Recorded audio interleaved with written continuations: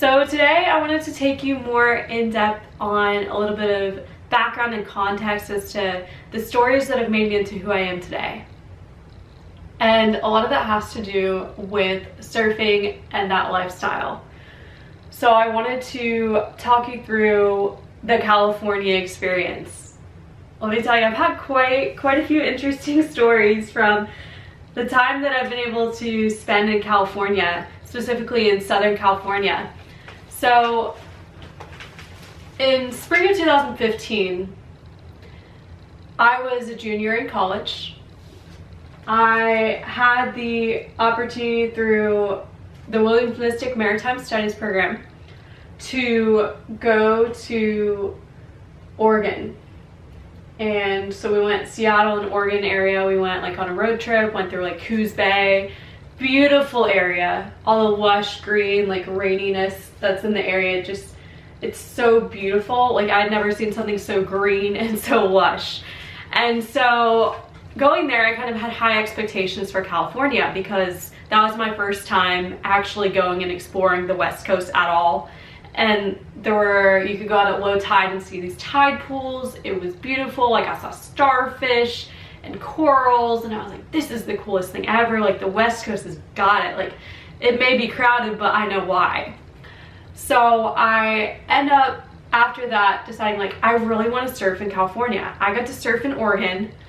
Little side note story on how that went was that I had been like surf deprived, very much so, living in Connecticut during that semester. We had snowstorms. We had one nor'easter where we had like 6 to 8 foot solid waves for like 2 days, and I got to go one of the days because I hitched a ride up there, and then my board got damaged after a couple waves, so I had to get out of the water. But I was wave starved. Like I was like, I need to go surfing. We're going to the West Coast. Never been before at that point, but I really wanted to go, like really bad. And so I packed my wetsuit and boots and gloves, and I was like, you know, like I'm gonna find somewhere and somehow during this trip that I can surf. And then we had a rainy day in the middle of the storm. We had 4 hours of free time. So I was traveling with a group of other students, and I convinced like 8 of them to come surfing. And so we all split the cost of rental gear. We rented from some surf shop near Coos Bay. There was only one. So it was this little surf shop. We like negotiated. We were like, hey, we're coming as a group. We just want to get some boards and surf. So I ended up, there weren't enough boards for all of us. And so I ended up taking this one board that they didn't think that they could rent out because the middle fin was missing. So it was just 2 side bites. And taking it out there and just going full send on these waves. It was like this big epoxy, like 7'6" board, or maybe it was an 8 foot. And I was just so happy to be in the water. The water was frigid cold. I don't think it was like as cold as Connecticut, but it was pretty chilly. And so I was super glad to have the wetsuit, the boots, and the gloves. And I ended up getting out there, but everyone else who was there besides the one history professor, Glenn's pretty awesome, none of them knew how to surf. So I attempted to teach them all how to surf real quick on the beach, but I'm like wave starved and deprived, and I'm like really edging to like actually get out there. And so I'm like getting them in the water, everyone paddles out, they're good. And then one of them gets sucked out beyond that area. And these are like complete newbies. Maybe one of the 2 of them had tried like a lesson somewhere in like 1 foot water, but we're talking like 6 to 8 foot pounding hollow shore break. And these folks have longboards, and they're all like epoxy, and I feel like there were maybe 2 or 3 that were actual soft tops, but most of them were like actual like big surfboards. And so if they get clunked on the head, like they're gonna be crying, or maybe not crying because we're all college students at that point, but they were just convinced that they could make it, you know, because they were just all for it. So I was stoked. One of them got caught in the rip current, and so I went in to put my board back and try and like figure out what's going on, and gather people in. And so we get the one person in, but during that time, one of the girls who's waiting on shore drops our professor's phone in the ocean by mistake, that he's like, here, carry this while I save this person from the rip current. And so then his phone worked for about a day and then it actually died. But don't hand your phone to someone who's on the shore, because they will set it down without knowing that the tide actually comes in, and then your phone's gone. But anyways, I got to surf on the West Coast for the first time, and I was like, this is what I want to do. Like, I want to come back and surf the California coast. And I was just so convinced, because everyone's like, California, you know, it's like such a headquarters for like a lot of the stuff in the surf industry. It's kind of where everything's happening. It's also like way crowded, like San Diego, Los Angeles, way too many people for like me to actually live there. Like, I live on the outskirts or like a small suburb, and like I don't know, like have a garden or something to distance myself. I feel like there's just so many people, sometimes it's like shoulder to shoulder packed in like sardines. And yeah, so I went back after that semester, and I was like, you know, like once I get a job, once I graduate, I'm gonna find a way to just go to California. So after I started a corporate job, I planned out like I was gonna save up, and after I got the van, I was gonna try and go to California that following fall. Not in the van, because I didn't have like enough time off of work, because you had to like acquire your time and put in your hours and stuff. So I decided that for that fall that I was going to go, I think it was August or September, and I decided that I was going to ask a couple folks in my local surf community kind of about their experiences, get a better idea, because I figured like if you talk to folks, then they'll know, because like a lot of them went like pretty often. And so I ended up talking to some folks. They said like, hey, you actually shouldn't bring a surfboard.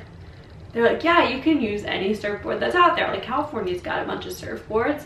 And I kind of roll with that logic. Like, I'm like, yeah, California does have a lot of surfboards. Okay, that makes sense. I can find a surfboard out there. They're like, yeah, you can even like buy and resell one while you're out there. I'm like, okay, maybe I should do that. You know, I had found a lot of surfboards in the past through Craigslist and kind of kept my eye out on it. So I started looking around, and I was like, maybe this could work. And airline fees are like 150 US dollars each way at this time. There's some airlines that actually have way better deals now, but at this time it was still like crazy expensive to try and bring your surfboard. So I got a cheap flight. I flew into LA, and then I like decided I'm not gonna rent a car because I was under the age of 25 and everything was crazy expensive. And I found out online that the cheapest way that I could get around the city was through the bus system. So I go and like ask around like, hey, how do you get to the bus from here?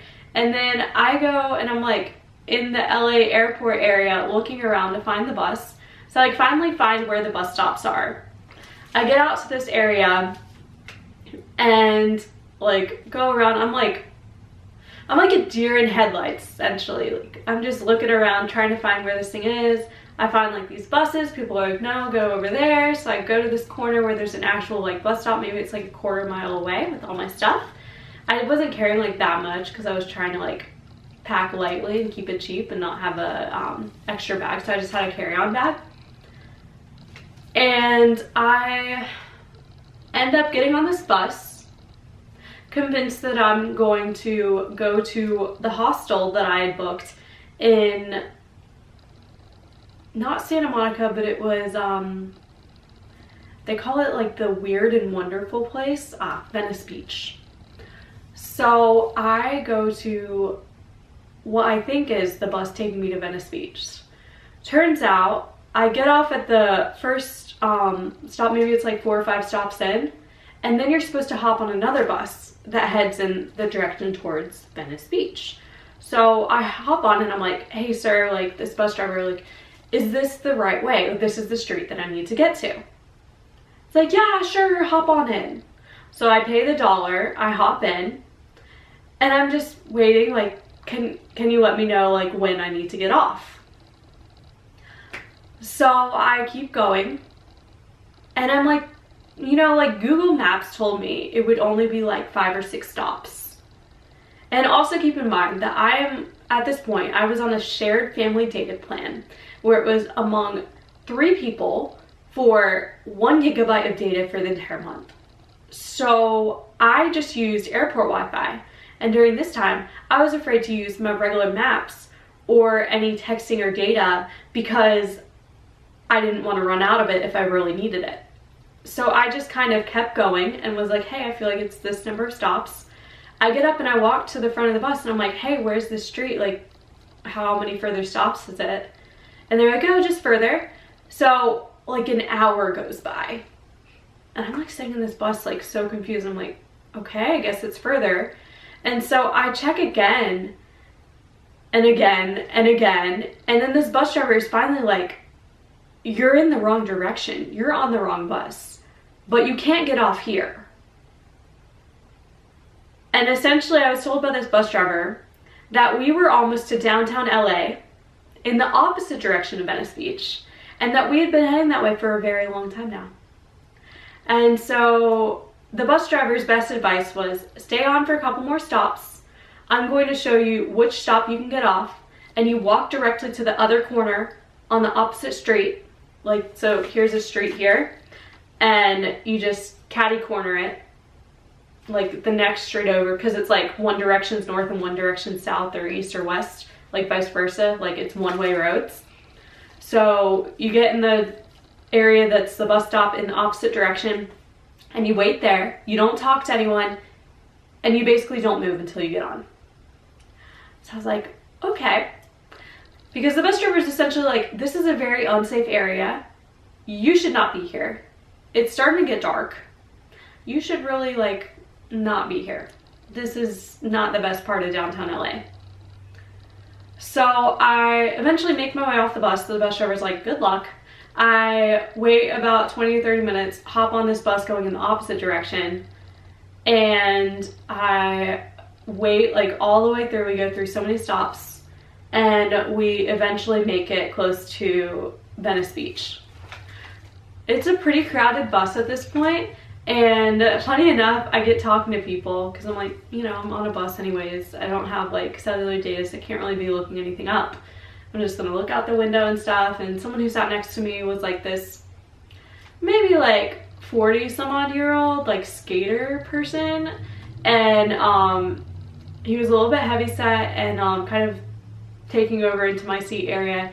And then I was like, yeah, I'm going to Venice Beach to go skating, because like I don't want to tell people, especially when I'm traveling by myself, like, oh yeah, I'm solo female traveler, I'm going to stay in a hostel. Like, that's not what you tell people right off the bat, at least in my opinion, because when I just feel like I'm in a vulnerable situation at that point. Like, I had been lost, my patience was being a little bit tested, and I wanted to make sure that I got to the place where I needed to be, and I knew that it was near the skate park. So once I get off, this guy's getting off at the same spot, and I'm like, yeah, which direction is the skate park? Points in the direction, I go that way, and I'm on my merry way. The hostel was actually super close to the skate park, which was good. The one thing was that I had no idea what I was getting myself into. Like, I knew Venice Beach people said weird and wonderful, but I didn't know that it was actually because literally it's kind of like, it's not like a beach in North Carolina. It's like you walk there and there's like everything going on. It's like there's skating, there's like artisans on the street, there's vendors, there's booths, there's events going on. There's also a large hub of dispensaries and people who are getting stuff from dispensaries and then using that stuff everywhere. So essentially what I'm saying is that it smelled very, very strongly of weed and drugs, like everywhere. And I'm like blonde-haired, blue eyes from North Carolina, and very much like, wait, where am I? This is where I'm staying? Like, I'm staying in this area? Like, what? Because I wasn't used to like in California, that's their culture. That's the way it is there at Venice Beach. And I knew that it was weird and stuff, but I didn't know that it was like literally like people on drugs everywhere. And so I'm like walking into this hostel like, I really am glad that I booked this one versus the one around the corner, because the one around the corner was actually associated with the dispensary itself. So people were like smoking in the place itself, so you would be staying in a room with people in the dispensary, and I'm just not about that lifestyle at all. Like, that's not me. So I get into this hostel. I'm in like an all-girls room, which I highly recommend if you get the option at hostels, and it was like the same price as the others. So especially since it was like one of my first times like traveling solo like that, I wanted to make sure that I was comfortable. So I remember like I get in there, and then the first thing I noticed is like there's this girl there, and I like am just so uncomfortable because she's like rolling like cigarettes and weed there, like in little like rolls. I don't know what you call it, but like cigarettes, but both things. And so she's doing that in the room, and I'm like, oh my gosh, I feel so uncomfortable. But I was not confrontational at all. I was just like, I don't want to say anything. I don't want to do anything, because like I don't know these people, and like I don't know, I was just nervous. And so I go back down to the check-in, and I'm like, hey, like she's doing this stuff, and they're probably like, this girl. So I was like, okay, whatever, like I'll just go like get settled in, go skating, get food, and like figure out my life. So I leave and come back, and it's fine. But I meet like this girl who's from somewhere in Asia, super kind and nice, and I was like, hey, do you want to come with me and we'll like walk around and explore the area? Because I didn't want to go like places alone when I was just fresh new there, just had checked in. It's like arriving off of a boat from somewhere and having no idea the way about to an area. I didn't have much data on my phone, which I said earlier, so I was like, just kind of like for safety, especially since it was towards the end of the day, I didn't want to like be there alone, and I wanted to bring my camera too. And even though it was a cheap DSLR that I had gotten, like it was just like, to me it was a big deal, and so I didn't want to lose it by chance. So we end up going around and exploring, and I'm super thankful because having a buddy when you're traveling, like making friends, is great. I recommend like when you're staying in a hostel, if you can find other people who kind of want to go out and explore like in the same ways that you do, then it's great.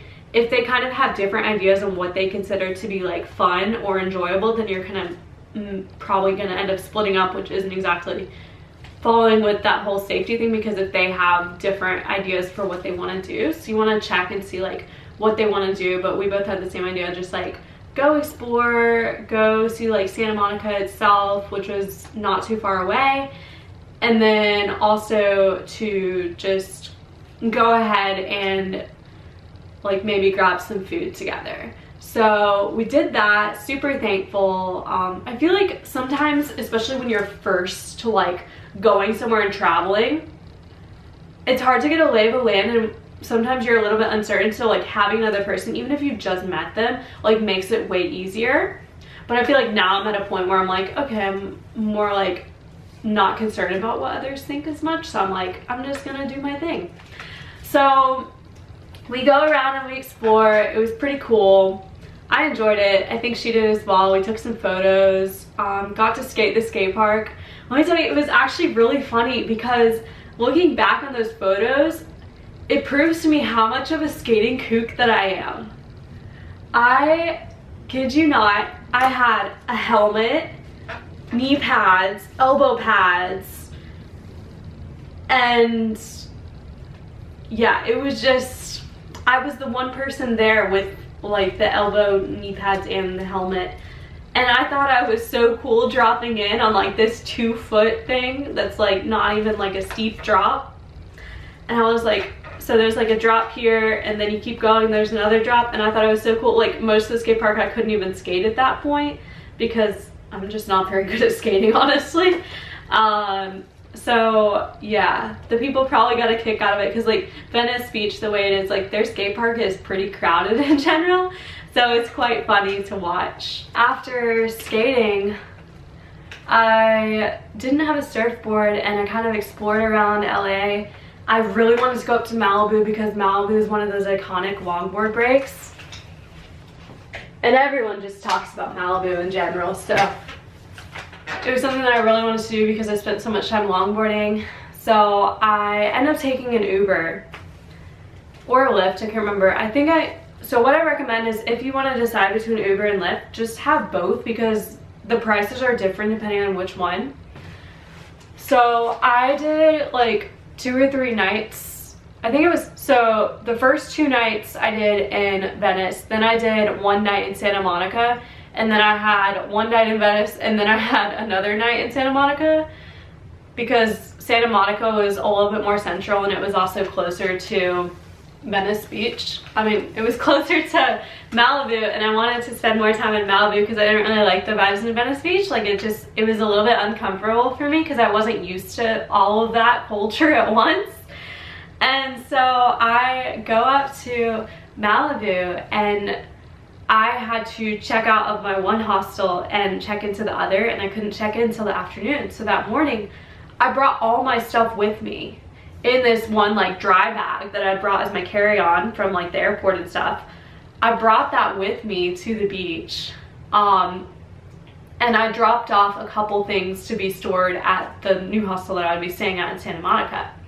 So I dropped those things off. I brought like a day bag of sorts, but honestly, like it had my camera, it had like identification, it had my wallet, like I don't know. So it's like when you're traveling, it's sometimes hard to decide what you're actually bringing with you at the moment, because I knew like obviously I needed my phone, I needed like the apps to be able to get rides, I needed money just in case I needed it, and then just I really wanted to take photos, so I brought my camera.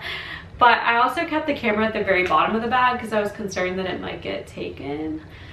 So I make it to Malibu and I was like, this is the place, like I want to go surf. So I scheduled that once I got there, I would meet up with a guy off of Craigslist who was going to meet me there with a surfboard, and then I would just buy the surfboard from him. So I get there and he didn't like show in the pictures the actual extent of the damage, but I just bought it like right away because I was like, okay, I planned for this, here you go, here's this, and then I can go surf. So it's like a twin fin, maybe like a 6'8" or something, so it's got like plenty of volume. And I was like, this looks like a fun board. But then like 5 seconds after he leaves, I actually take a closer look at the board and realize that the entire fin box is busted out and it's literally hanging out of the board. And there's damage in the tail. The tail damage I didn't think was that bad, but when I realized that the entire fin box was basically busted out and I was there supposed to surf it, and it wasn't like I was going to be able to repair it at that point because I was there and I had to worry about like a ride and stuff. And also like these Ubers and Lyfts that I was taking, I was bringing whatever this surfboard was with me. So I get basically the best strength that I can muster together. I think for a second and I call this guy back and I'm like, hey, I'm really sorry, but this surfboard just is not gonna work. I'm not from here, and like I bought it from you. I didn't realize that it had all this stuff wrong with it. And I don't know, like I just paid you for it, like literally you left within 5 minutes ago, and I'm sorry, but I really cannot have this surfboard. Can you please come back? Just please come back. And I am just so thankful that he was a decent enough person to come back, because I didn't know what to do. Like I spent my money on this surfboard without properly looking at it. So if you're going to get a surfboard, take the time to look at it, don't be in a rush, and yeah, just inspect your surfboards. And I'm so thankful because he could have just easily been like, oh, I got the money from her, I'll just not go. But I mean, obviously he was kind of pissed, but he did the right thing, and I'm so thankful. So now I'm there without a surfboard. I go and just like walk along the jetty. I end up meeting this one girl who's like she's taking photos of herself like with a selfie, like with a selfie extender stick on her iPhone. I'm like, hey, will you take photos of me if I take photos of you? So like we take a couple photos of each other on like our grainy pixelated iPhones. And it turns out she was actually there with like some sort of touring band or something, and she like managed stuff with their concerts, which I thought was pretty cool.